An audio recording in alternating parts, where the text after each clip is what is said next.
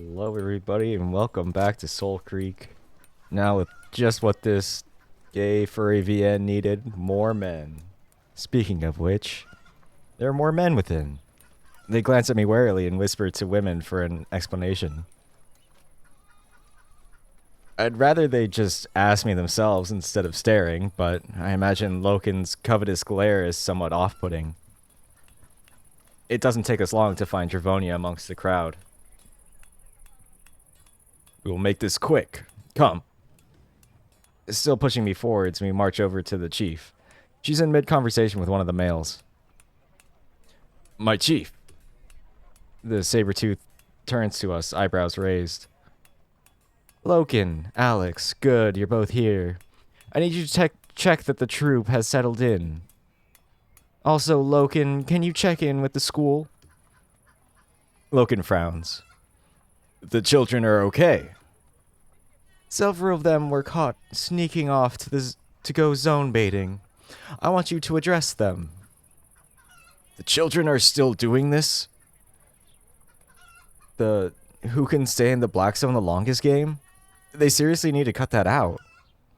The hound crosses his arms. It is unlikely they will be harmed. The black zones are passive.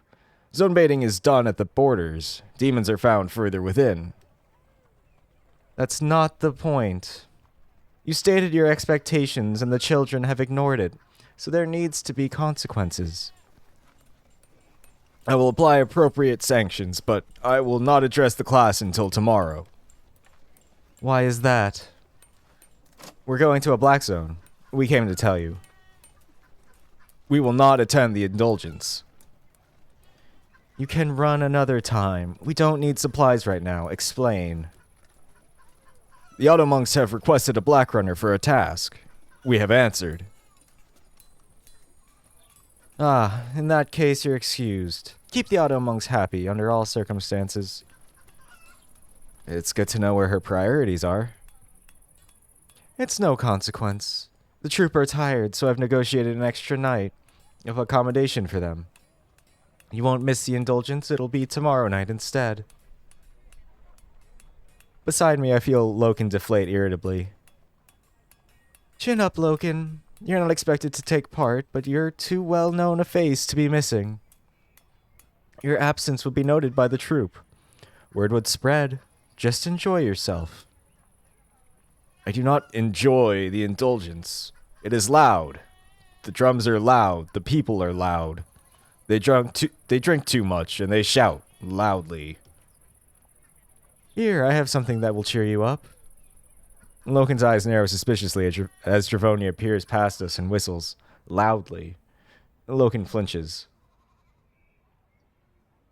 Hey, look who just turned up. The person she calls to turns around. He's part of the mating troop. He's a white tiger, a stunningly good-looking one. His physique is sculpted well, and his appealing stripes make him stand out amongst the crowds. For some reason, he seems really familiar. He waves at Loken with a grin. He even spares me a charming smile. It's a welcome contrast from the distrusting stares. At my side, I feel Loken's jaw drop. His tail flutters and his ears perk straight up. Orion? Wait, what? This is the guy he... Wow. Loken, look at you. 5 years it's been. My fellow, you look great. Orion approaches us with outstretched arms. Like everyone else, he makes me feel like I'm surrounded by giants. You are here. Yep, good to see you. Orion claps Loken on the shoulder happily. The husky just stares in shock. I did not realize you... He turns to his chief, snout wrinkled in agitation. You did not inform me it was Orion's troop that was coming. The chief laughs, clearly enjoying Loken's flustered reaction. You've been busy the last few days. I thought I'd leave it as a surprise. I can't quite tell if it's a pleasant surprise or not. Loken seems really tense. I'm pretty surprised myself. My eyes flicker between Loken and Orion. Trying as I might, I can't stop myself picturing the two of them together.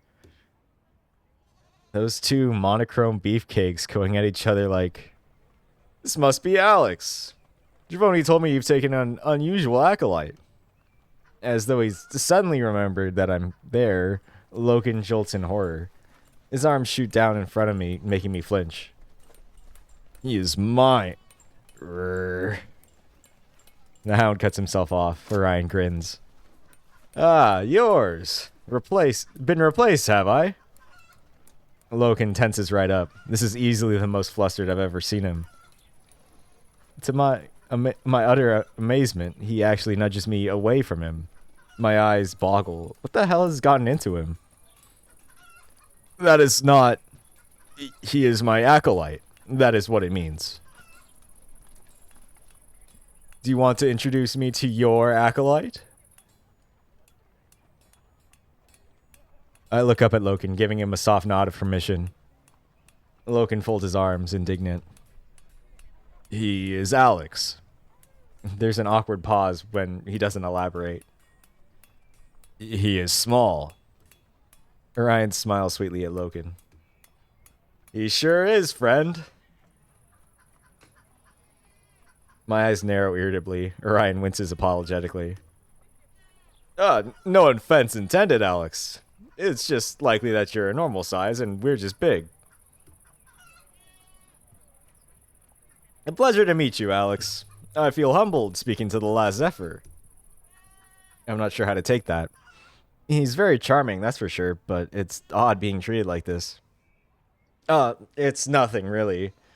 I don't remember anything about the Zephyr. I'm just a normal guy. I see. It must be overwhelming, too. Stop. We're abruptly cut off by Loken's sudden interjection. He opens his muzzle to speak, but the words seem to get stuck. I'm sorry. Continue. We all frown at him, perplexed by his behavior. Alex, walk with me, would you? I think Loken and Orion need some time to... No. Alex, we are leaving. Chief, I am leaving. Orion, I am leaving. All three of us stare at the flustered husky. Orion's unexpected appearance has him totally perturbed, but why? It feels like Dravonian knows they have a thing. She doesn't seem to mind it. Alright then, safe running, Loken. Good luck, Alex. Stick close to your mentor and you'll be fine. Thanks, I will. Oh, Alex, this is your first run? I'm thrown off by his friendly interest in me. Yeah, first time in the Black Zone at least.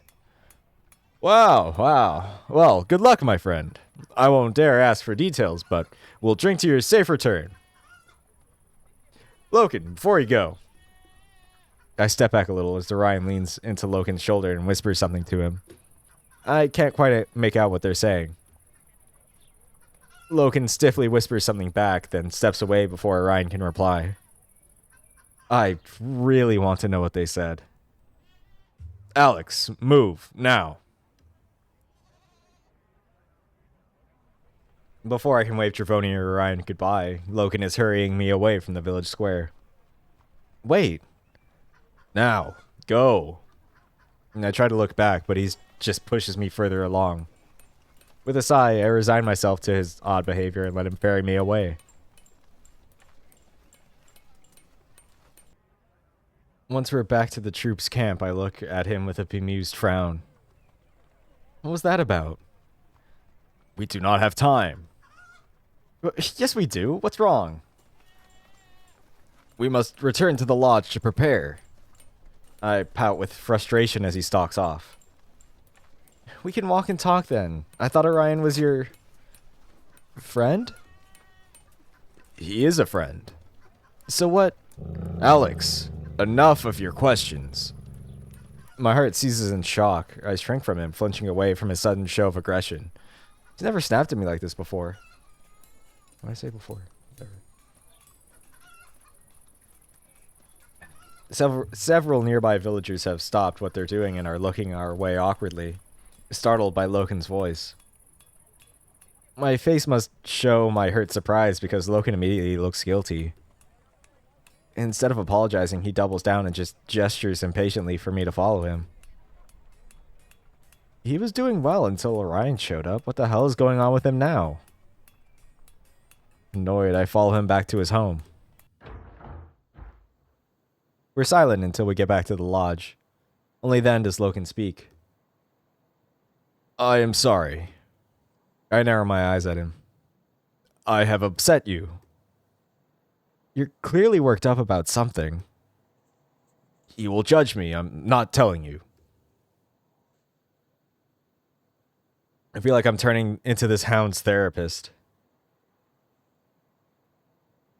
You lost your cool pretty bad back there. What's the problem? No. I won't judge you, Loken. Just tell me what's wrong. Did I say something? It is nothing you have done. Then did you not want Orion to talk to me or something? That is not it. Then what? No. Ugh. Should I just let this go? I feel like he needs to learn that he can't avoid his issues by being stubborn with me. I get that he needs practice regulating his emotions, but I don't deserve to be yelled at. Time to take a leaf out of his book and act like a stubborn hound. No. I fold my arms and snarl, pulling the same bull-headed scowl he always gives me. He flinches, taken aback. Loki, you can't treat me like that. I'm not leaving until you tell me what your problem is. Alex. I plant my ass on his bed and maintain irritated eye contact. He tries to out-scowl me, but I stand my ground. Alex, we are leaving. No. Nah. I narrow my eyes at him. He narrows them back. The standoff lasts a good minute. Eventually, his guilt gets the better of him. I am trying to not upset you. Then tell me what's wrong. You said you wanted to get better at talking, so talk. You will judge me. I won't. His arms fold. There's a long pause. Very long. Loken, this acolyte thing isn't going to work if he won't talk to me. You are modest. What? I did not want you to see me with him. You would judge me. You are a Zephyr. So? They're all dead. But you are modest people. I do not want you to judge me for having been with him. I am not modest like you. I groan. That's it? Cods, he's so black and white. Literally and metaphorically. Composing myself, I get back to my feet and walk over to him. Since we're much more used to touching each other, I gently rub his arm to show I'm not mad. His tail starts swaying happily. I'm learning to read his mood by studying it. Look, Loken. You've got the wrong idea. I'm not like that, I promise. I don't care who you've been with. You do not care who I fuck. I'm momentarily stunned. It's the first time I think I've heard him cuss, let alone that word as a verb. It was so direct. No, I don't. Humans like to sleep around with each other too. We just don't have public orgies. But you are modest. You do not like being undressed. Zephyr do not enjoy mating? We do, Loken. We like sex. And it's not... look, things were just different, okay? There was no indulgence, and I'm just shy about being nude in front of people. That's all. You're overthinking this. I'm not uncomfortable, just not used to how open you guys are. I thought you'd be happy to see Orion. I am, but... There are things that have changed. What things? His face softens. I blink at him. He looks off to the side nervously. Alex. Yeah? You are small. I guess I am.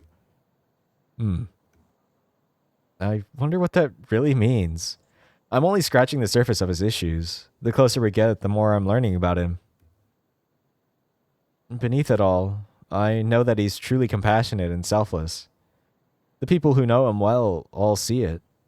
I think that's the real reason I like him. Loken turns his muzzle away from me suddenly and grumbles. We have wasted time. We must leave or we will lose the light. Okay. Loken moves across the opposite side of the lodge, pulling the lid off a wicker basket and tugging his black running outfit from inside. Should I change into something else? The husky shakes his head as he unbuckles the straps around his chest. No, your clothes are suitable. He reaches behind him and unhooks a small button just above his butt, which loops over the base of his tail, allowing his baggy leggings to drop.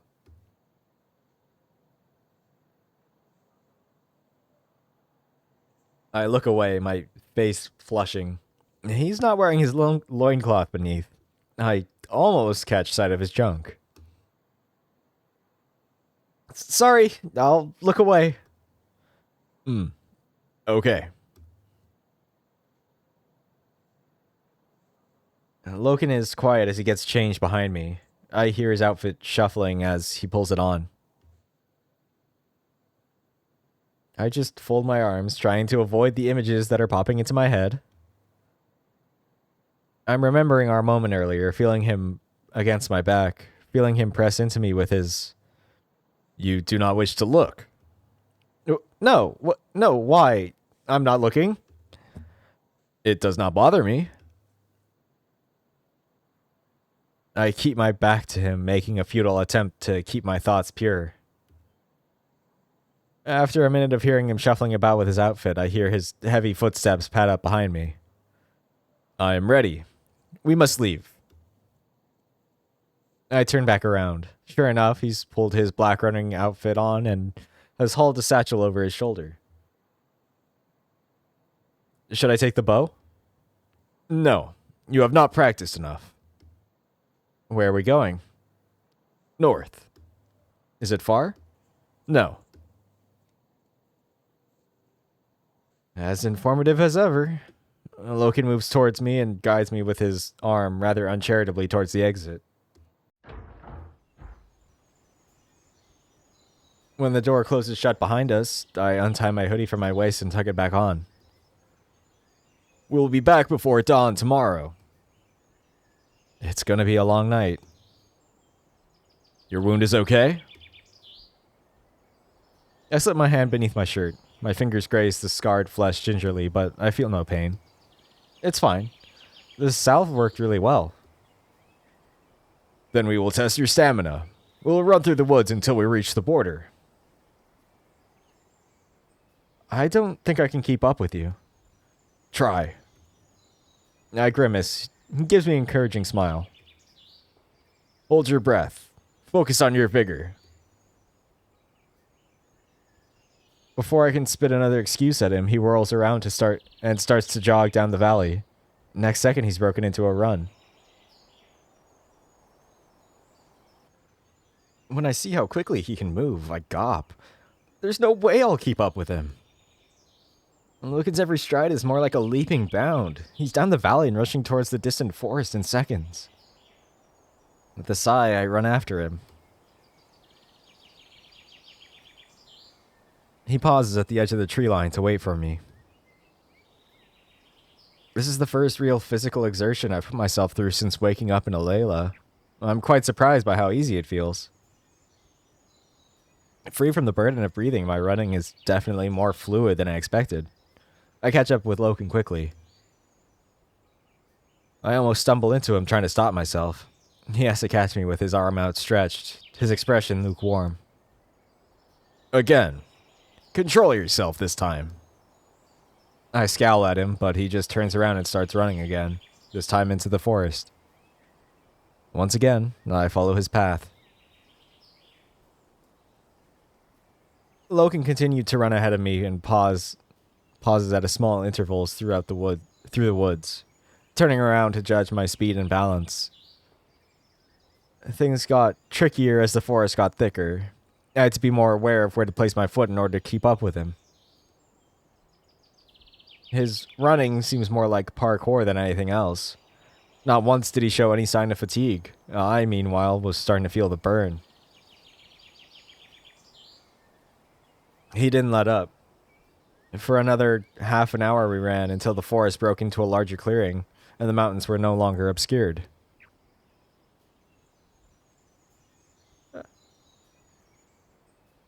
We will stop for a moment. Oh, okay. Okay, I'm okay. Whew. Loken scowls at me. Hey, I kept up with you, didn't I? Don't give me that look. Stop panting. For you, it is a waste.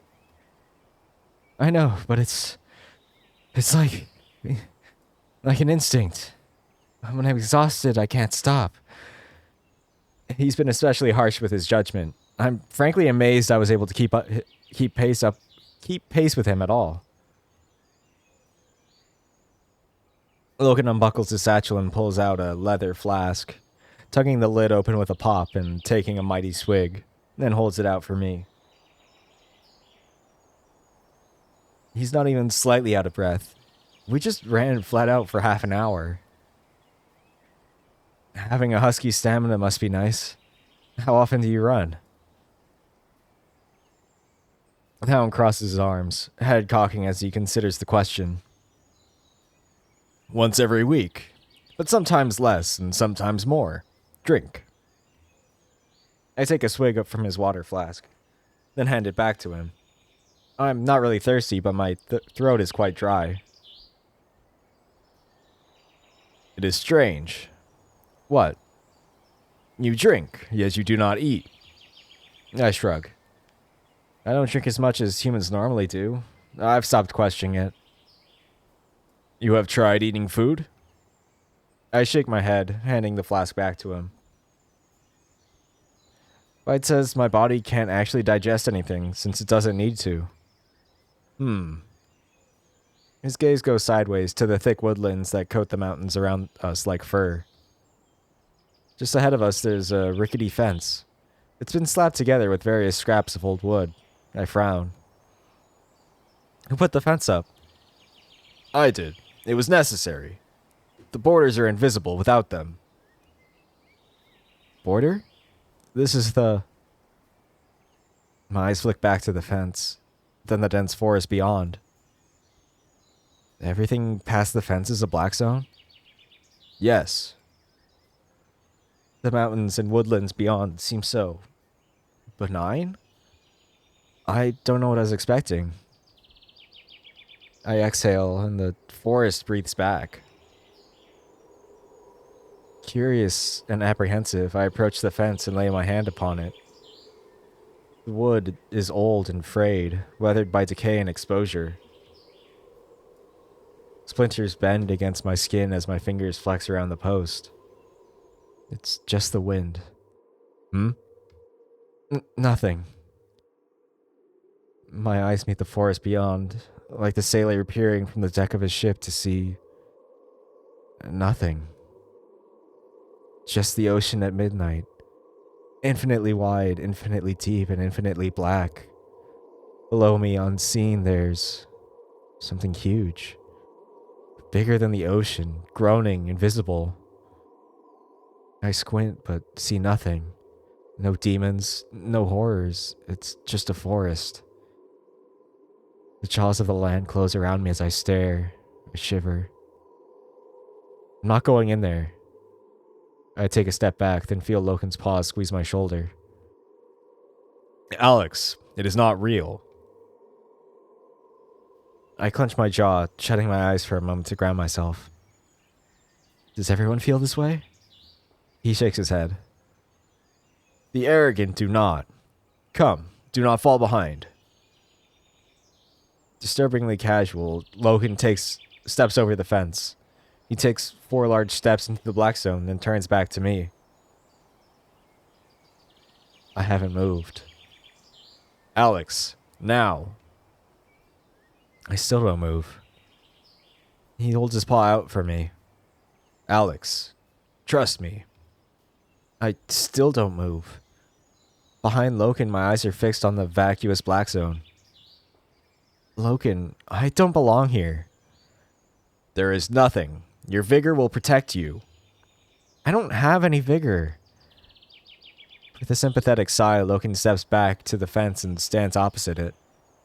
Looking down at me and blocking my sight of the land, I look up at him. This is your path, Alex. I shut my eyes, nostrils flaring as I draw in a deep, focusing breath. I swing my leg over the fence and hop over into the black zone. Nothing happens. Good. Now we will run. He turns around and breaks into a jog. Nothing happens. I've already come this far, so I start following him. Nothing happens. We get closer to the forest. Nothing happens. The jaw of the land opens wider. Nothing happens. And side by side, Loken and I are swallowed by the black.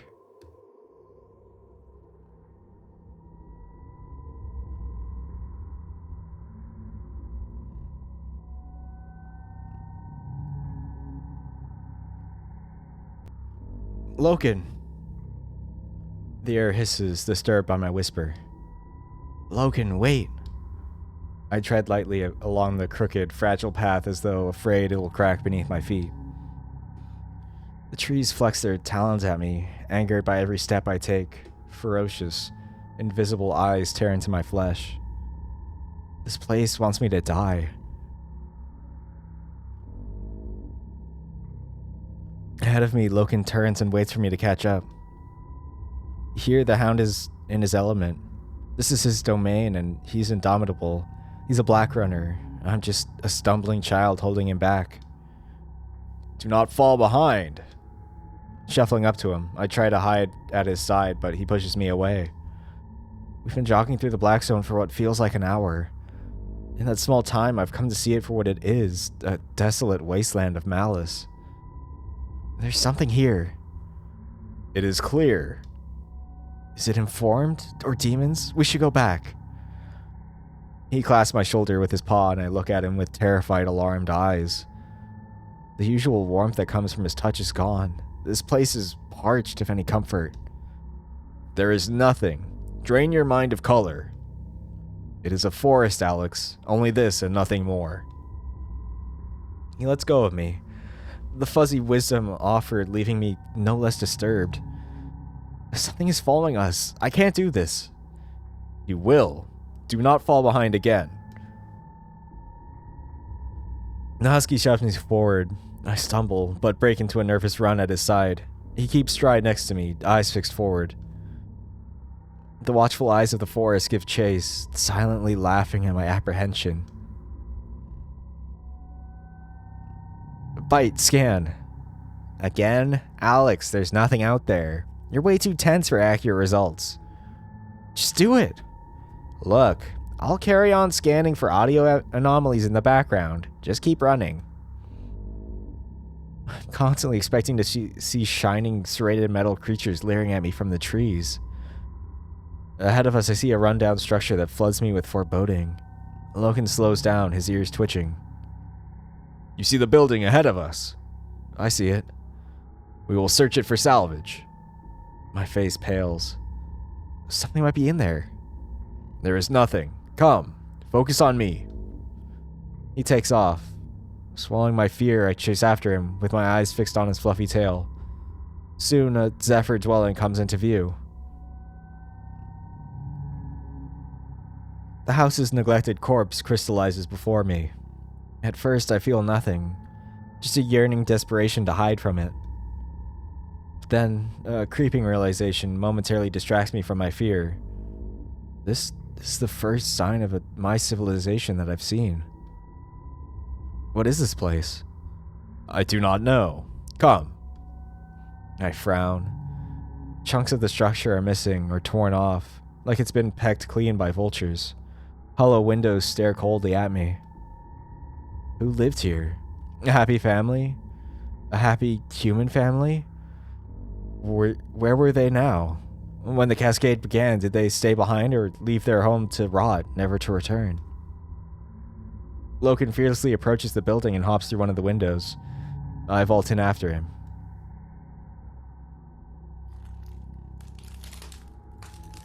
My boots crunch broken glass as my feet hit the ground. A foul stench oozes from the walls like stale water that drips from a rain-washed carcass. I will look upstairs. Don't leave me. You must spend time alone to attune your vigor. Do not speak with bite or you will fail. I will not be far. Do not leave the building. Stay within these rooms. I'm not thinking straight. Deep down, I know why he wants me to be alone, to stand on my own 2 feet in this vacuum of dread. I creep back over to the window, peering nervously back outside. There is nothing. What is there? What's lurking behind that tree? Or that forest?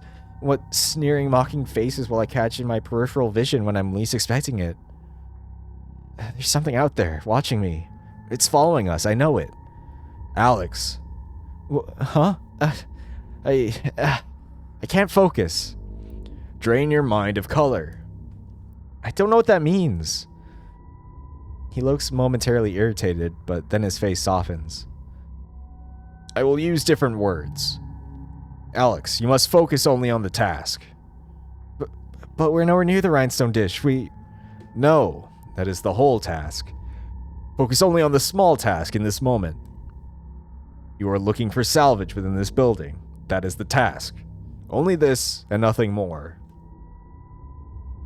When your mind wanders, bring it back to the task. Blur all other thoughts, only the task. I grit my teeth and try to push through the fog of paranoia clouding my mind. Yeah, what am I looking for?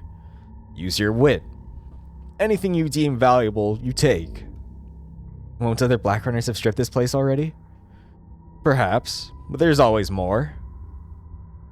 He moves off into another room. Unlike my footsteps, his bare feet are almost completely silent. Now I'm alone. The walls of the house shield me from the glare of the black zone, but unseen danger could still be lurking anywhere. I focus on the small task, in this moment. I start moving around the room. I think it may have been a bedroom at some point. The wooden drawers and cabinets have collapsed into heaps of rotting material, totally unusable. My eyes hover over a wardrobe. I briefly consider opening it, but the prospect of finding something within puts me off. The next room I check is no better. Central table lies collapsed, shattered by some great weight. On the opposite doorway, I spot 3 jagged marks about chest height, where something has clawed at the rotting wood. Unnerved, I move over and run my hand over the markings. The damp scars moistening my fingertips. What kind of creature did this? I spot something on a nearby shelf that distracts me. It's a music box. I gingerly take it down and place it on the palm of my hand like I've just rescued an abandoned newborn babe from the wilderness. It's small, no bigger than a tiny matchbox. With trembling fingers, I wind it. I'm amazed to hear that it still works. I'm mesmerized, my thoughts drift back to the owners of this place. This little box belonged to someone many years ago. Where was I when they died? Trapped, unconscious inside a pod? Hibernating for hundreds of years whilst everyone else was slaughtered. Why was I saved? What happened to me? I hear something.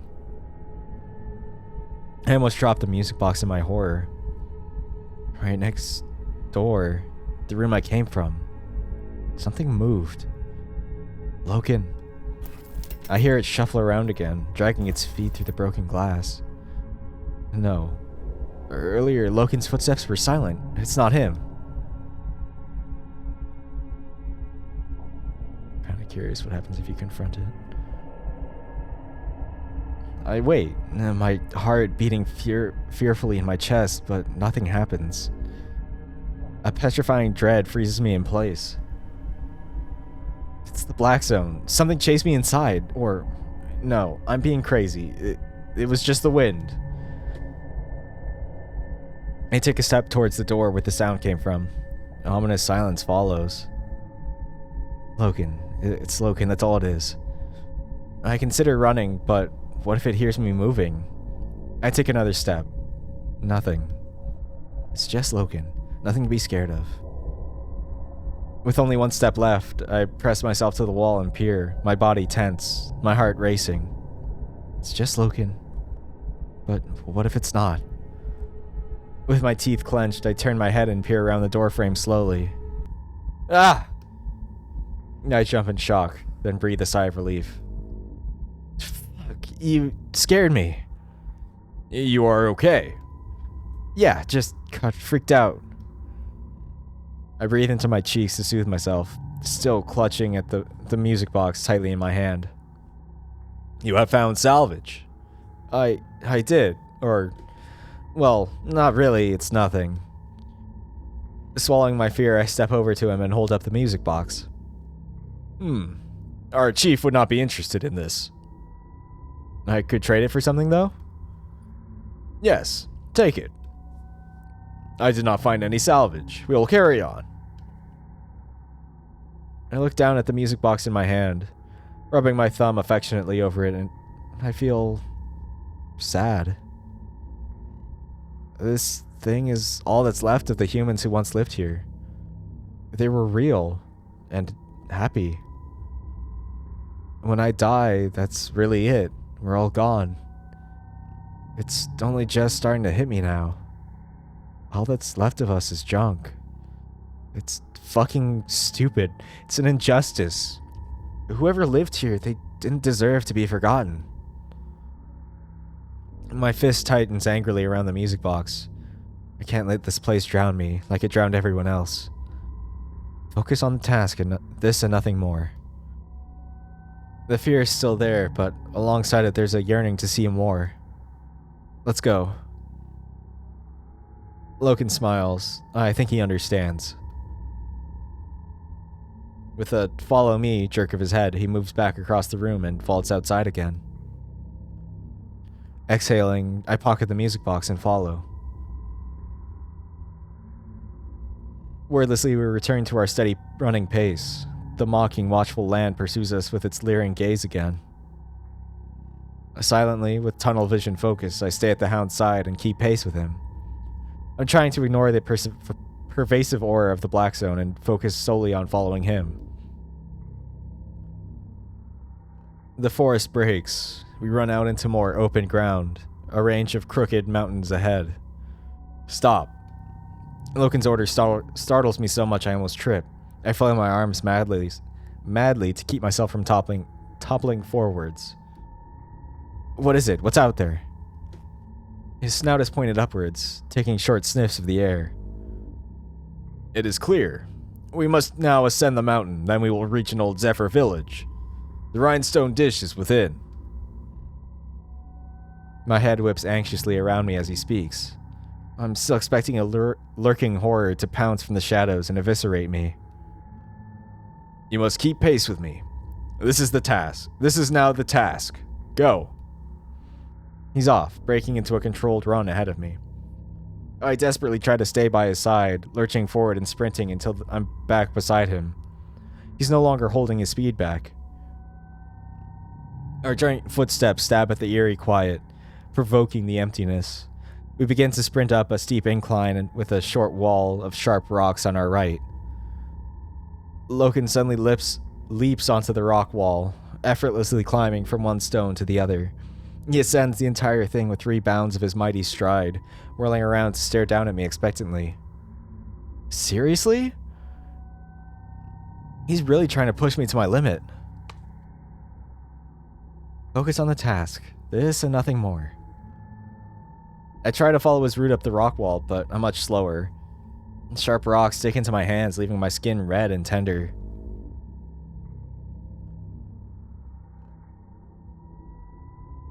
When I finally reach the top, Logan has turned around and continued to run before I even got to my feet. He's not even tired. Don't just stare at him, keep going. He's testing you, remember?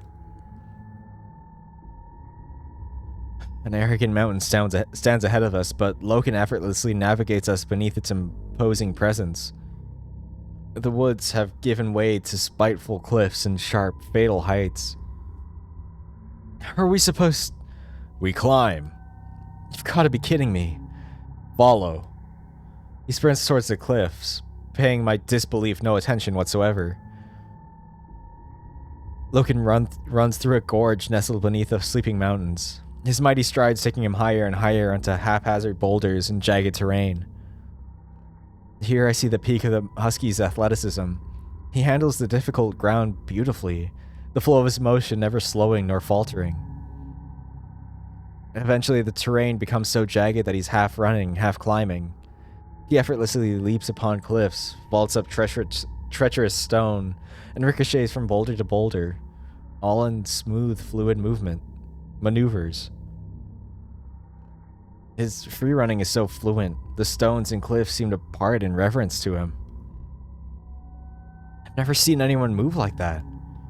He's been doing this his whole life, remember? This is your first day.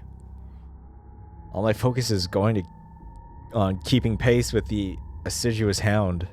I'm focused on the task, nothing more. The fear of leering faces and stabbing eyes seems laughable compared to the strain Loken is putting me through. Is this my vigor finally kicking in? I barely remember that I'm still inside the black zone. My efforts to keep pace with Loken reach a dead end when I reach a rock wall in the gorge. Water bleeds from the top and falls into a vast, hungry lake below. With zero hesitation, the husky jumps at the sheer vertical cliff and hooks his paws onto it, leaping and bounding upwards like a primate. I gawp at his breathtaking agility. Loken makes the perilous climb in only a few moments, leaving me staggered down below. He seriously expects me to do that? There's no way. I'm gonna have to cheat. Bite, get us up there. Scanning for a route. One moment. Got it. Follow that path. I'll control your movement for the trickier jumps. Okay. Together? Together.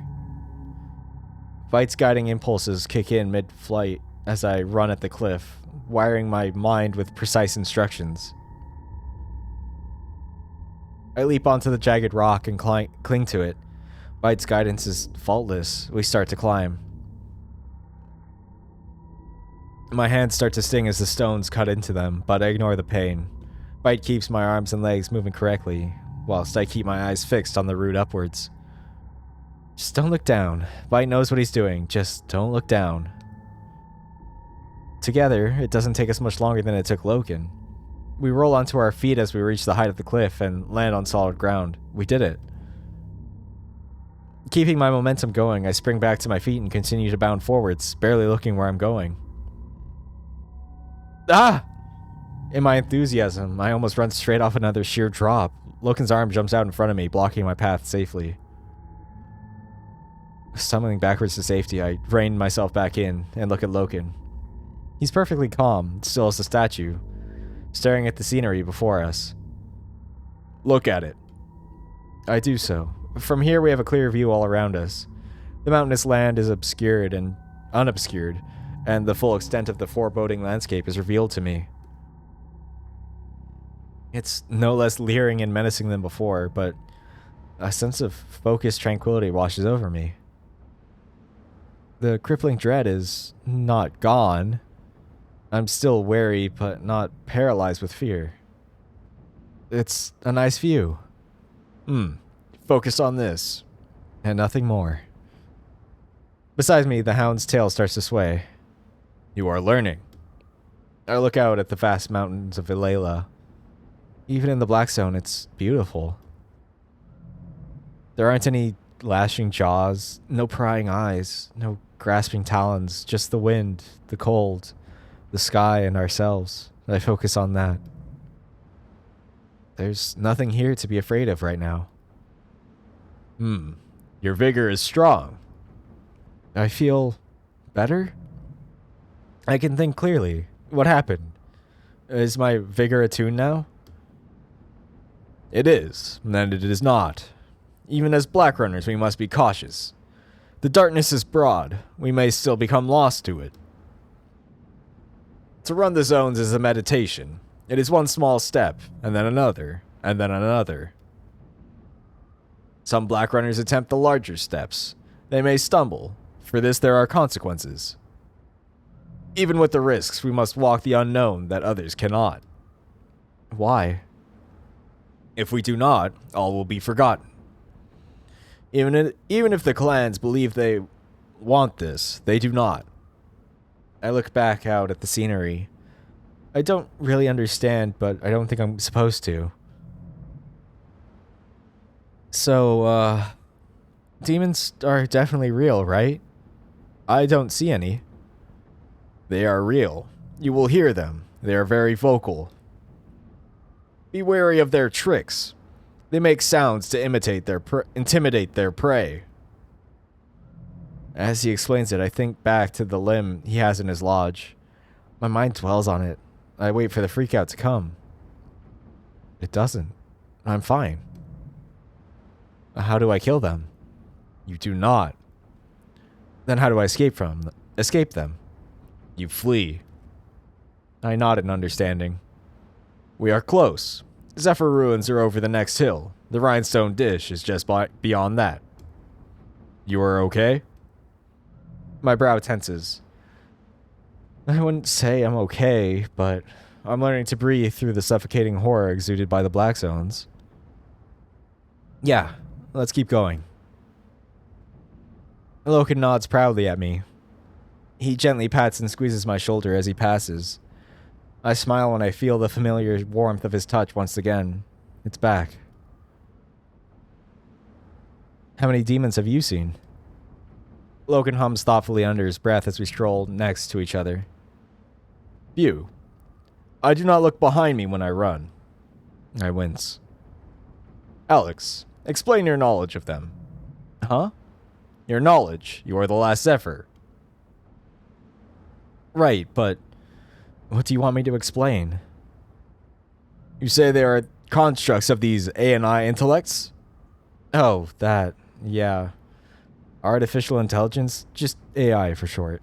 And honestly, I thought so at first, but now? Well, I don't know. Explain. An AI is a set of instructions that can solve problems. Really advanced AI might be able to, think, talk, just like Bite. I am confused. So, remember how we could create a mind same way we might paint a picture? Now imagine I put that mind in a body made of metal. Loken's muzzle scrunches up in distaste.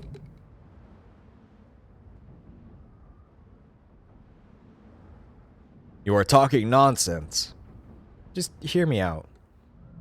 What if that AI I just created decided to rebel? No. The Zephyr did not create these demons. He won't even entertain the thought. But, Loken, in my time, demons were just myths with lots of different iterations. They're not real. I think it just happens to be what you guys decided to call no. I ponder his stubbornness curiously. Why are you so sure? An AI intelligence is a mind created, as a picture is painted? Yeah. No painter could create this picture. They would die. I blink at him. But they did die, Loken. We go quiet for a moment. Well, even with my theory, I still can't explain how they mess with your head. Do not try. That is the path of the informed. Well, there might be a logical explanation, unless a thought occurs to me. It's something I've silently pondered for a while. Is magic real here? His face tightens. Magic? Like the supernatural? Explain? Like, things being possible that shouldn't be? Natural order being manipulated? You were talking nonsense. I roll my eyes. I guess that's a question for Aeon. Okay. Thank you, Alex, for your thoughts. It is as I said, you have much to offer. Alex, you believe... He trails off. What? It is a fantasy. Tell me. Loken blushes. You believe they can be stopped? What, the demons? I laugh at the absurdity of it. How the hell would I know? I have no idea. Like, none at all. The Zephyr ruins are behind this hill. We crossed the last mountain peak, and the settlement came into view. I wasn't prepared for what I saw.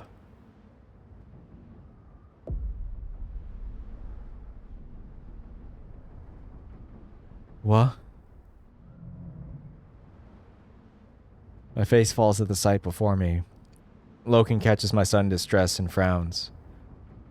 You are okay? Seeing a single broken down home in the woods was one thing, but an entire town? The extent of the cascade is laid out before me. The structures have been strangled by nature and desecrated beyond all recognition. There's a dry stench of decaying concrete and crumbling metal. There's nothing here. It's a tomb. Worse than I could have imagined. We're dead. All of us. Extinct. And that's where I'm gonna end this episode. Cheerful stuff. Definitely getting to where it's picking up. Hell yeah. Thank you all for watching, and I'll see you next time as we get to that rhinestone dish and definitely nothing bad happens. Woohoo. Yay. Bye.